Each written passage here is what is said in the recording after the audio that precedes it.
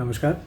आने वाले हफ्ते में नॉन एग्री कमोडिटीज़ यानी बेस मेटल्स, प्रेशियस मेटल्स और एनर्जी कॉम्प्लेक्स में क्या रुख रहेगा, इसकी चर्चा करेंगे। शुरुआत गोल्ड और सिल्वर से ही करते हैं। गोल्ड और सिल्वर में हफ्ते के आखिरी कारोबारी दिन हमने काफ़ी भारी सेल ऑफ देखा, जहां पर अक्टूबर वायदा में गोल्ड जो है डोमेस्टिक मार्केट्स में वो लगभग 1000 रुपये की गिरावट के साथ बंद हुआ। और वहीं चांदी में भी हमने 65,000 के करीब के स्तर देखे बनते हुए। तो इसका क्या कारण था और पिछले हफ्ते में क्या ऐसे इम्पॉर्टेंट डेटा है जिन्होंने प्राइजेस को इन्फ्लुएंस किया, उसकी बात करेंगे। तो हमने देखा पिछले हफ्ते ADP non farm payroll data आया था जो बुधवार को आया था। वहाँ पर बताया गया था कि प्राइवेट जॉब्स जो होते हैं यूएस में, प्राइवेट कंपनीज़ में, उनमें काफ़ी गिरावट थी। उसके बाद हमने गोल्ड में एक उछाल आते हुए देखा था अपसाइड में 48,000 के ऊपर के, लेकिन उसके बाद सक्सेसिवली एक मंदी का रुझान देखने मिला। और हमने जो सर्विसेज डेटा, जिसे हम नॉन मैन्युफैक्चरिंग डेटा कहते हैं, वो भी बुधवार को ही देखा था। उसके बाद हमने देखा कि 48,000 के नीचे की क्लोजिंग आई। और जब फ्राइडे का दिन आया, जब नॉन फार्म पेरोल डेटा है जो महीने में एक बार आता है और काफ़ी महत्वपूर्ण जॉब्स डेटा होता है यूएस का, वहाँ पर हमने देखा कि अनएम्प्लॉयमेंट रेट और जो non farm payroll headline number है वो दोनों ही डॉलर के फेवर में थे। उसके बाद हमने काफ़ी बड़ा सेल ऑफ आते हुए देखा गोल्ड और सिल्वर दोनों में ही। तो ये कारण थे क्यों हमने दोनों में ही दोनों कमोडिटीज़ में सेल ऑफ आते हुए देखा।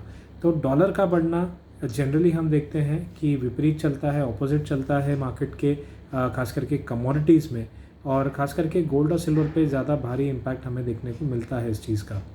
तो आने वाले समय में ऐसा लगता है कि क्योंकि हम $1780 का सपोर्ट तोड़ चुके हैं जहां तक स्पॉट का सवाल है, और स्पॉट गोल्ड ने 1760 के करीब क्लोज दिया है, तो ये पॉसिबल है कि 1750 के करीब के जो लगभग 2 महीने पहले के लोज थे वो भी टूट जाएंगे। और हो सकता है हम 1730 से 1735 तक डॉलर टर्म्स में स्पॉट गोल्ड को जाता हुआ देखें। यानी डोमेस्टिक बाज़ार में हम देखें तो 46,000 से 46,200 तक प्राइजेस के जाने की संभावना बनी हुई है।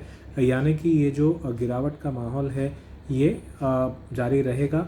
हाँ, एक शॉर्ट कवरिंग मूव हमें हो सकता है पहले 1 या 2 दिन अगले हफ्ते के आता हुआ दिखे, लेकिन ओवरऑल ऐसा रहेगा कि सेल ऑन रैलीज का रुख बना रहेगा और डाउन साइड में हम 46,000 तक के लेवल भी देख पाएंगे। वहीं चांदी की बात करें तो हमने चांदी में 69,000 के करीब के हाइज देखे थे, और उसके बाद हमने लगातार एक गिरावट का रुख देखा है और 65,000 तक के भी लेवल देखे। डॉलर टर्म्स में हमने स्पॉट में $24.3 के आसपास क्लोज होता हुआ देखा, जबकि हमने पिछले दिनों में करीबन $26 के आसपास के लेवल भी देखे थे।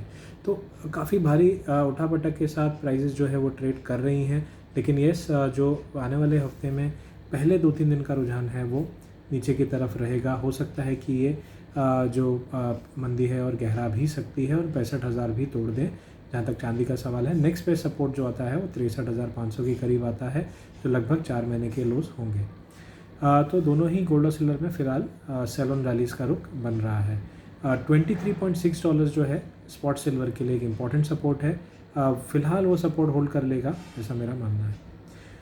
बाकी काउंटर्स में अगर हम देखें तो हमने एनर्जी कॉम्प्लेक्स में कच्चे तेल में काफ़ी बड़ा सेल ऑफ आते हुए देखा, जहाँ पर दाम जो है दोबारा 5,500 के ऊपर से फिसलते हुए 5,100 के करीब जा पहुँचे, और जो क्लोजिंग आई वो भी करीबन 5,100 के नीचे ही देखने मिली है।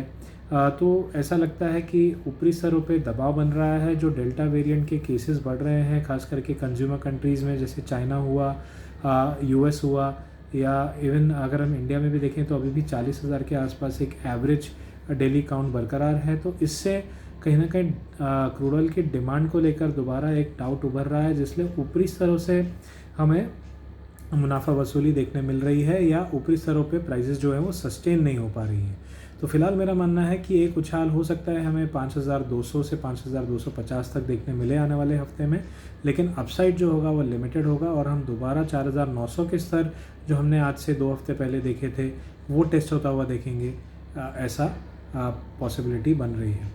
नेचुरल गैस की बात करें तो नेचुरल गैस में हमने नए रिसेंट हाई ऑलमोस्ट 3 साल के नए ऊंचाइयां देखी, जो पिछले हफ्ते भी हमने देखा था 312 के आसपास प्राइसेस को जाते हुए। उससे हल्के से ऊपर के दाम भी हमने इस हफ्ते देखे, हालांकि जो क्लोज था वो 306 से 307 के बीच आया। लेकिन ज़्यादा इम्पॉर्टेंट बात यह है कि जब 312 से करेक्शन भी आई तो वो लिमिटेड थी और उसके बाद हमने दोबारा दाम को उछलते हुए देखा अपसाइड में।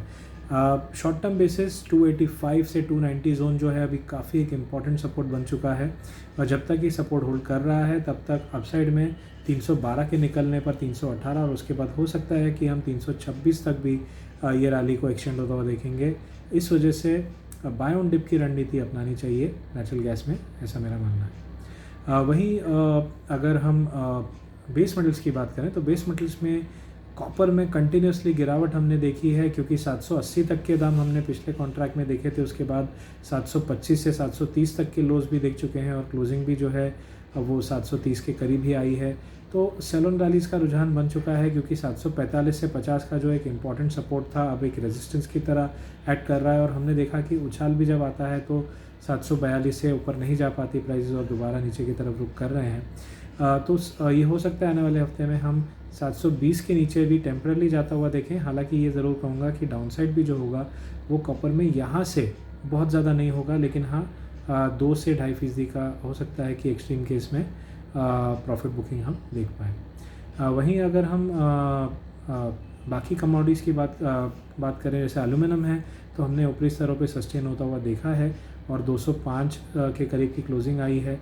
अपसाइड में 208 से 9 के हाइज भी हमने आते हुए देखे हैं, और ओवरऑल 201 के ऊपर जब तक सस्टेन कर रहा है तब तक मेरा मानना है कि दाम जो है वो बाय ऑन डिप के रुझान में रहेंगे, यानी डिप पे बाइंग की जा सकती है। अपसाइड में 208 से 209 के लक्ष्य होंगे, और जब 209 क्रॉस हो जाएगा तो ऐसा पॉसिबिलिटी है कि 213 तक की भी रैली हम एक्सटेंड होता हुआ देखेंगे।